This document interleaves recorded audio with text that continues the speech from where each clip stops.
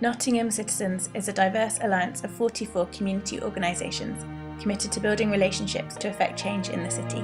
Here, 3 of its leadership groups share some of their early experiences. The idea for Nottingham Citizens came from the evangelical behaviour of Cameron Rooms after coming back from 6-day training and telling us that there's a whole new world of organising out there, and it's called Citizens UK. A friend of mine in Nottingham, Connie, rang me and asked me to go to a meeting to discuss how we could implement some of the findings of a report from the Independent Asylum Commission.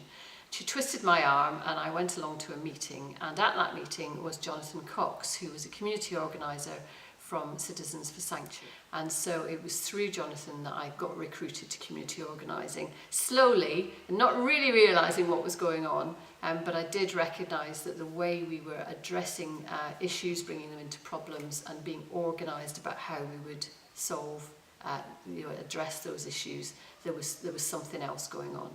So my first encounter with Citizens UK was at a meeting that took place in St Nick's Church in the centre of Nottingham.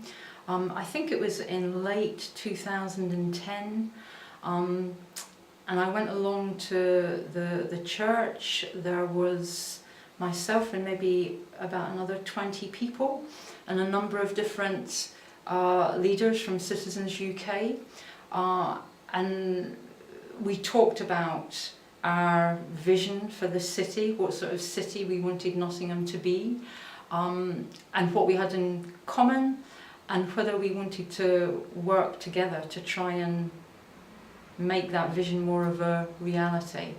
So the challenge at the beginning was none of us knew each other, we were strangers.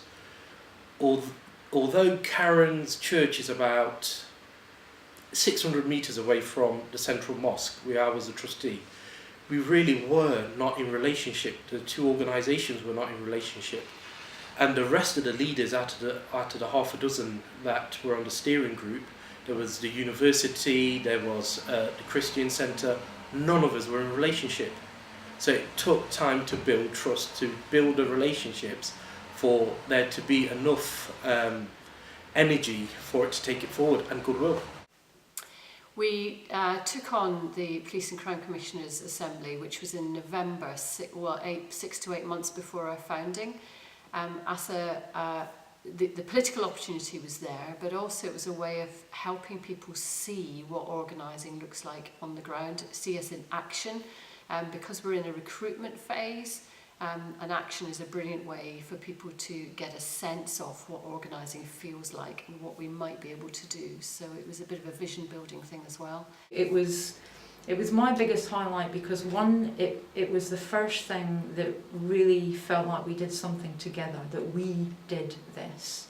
And it had a huge sort of bonding effect on the leadership group, the sponsoring committee as it was then. We really felt like we were in it together, and everybody doing their respective bits and stuff. But 2, it was just such a phenomenal success. I think we were all kind of taken aback by our own power, actually, by the number of people in the room was just breathtaking. It was like, and so for me, that's my highlight so far. The thing I'm proudest of about Nottingham Citizens is that we own our own organisation, we are a diverse group of people, and we deliver change on the ground in the city.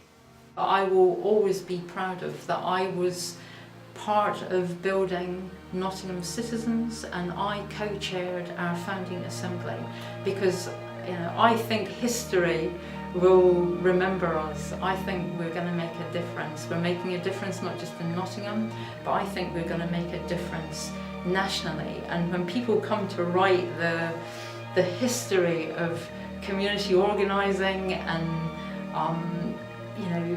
the change in politics that has to come, we cannot go on organising our society the way that we do and letting our democracy wither the way it is withering. I think that building Nottingham Citizens is going to be a really important part of that history actually, so I'm proud that I've been part of it.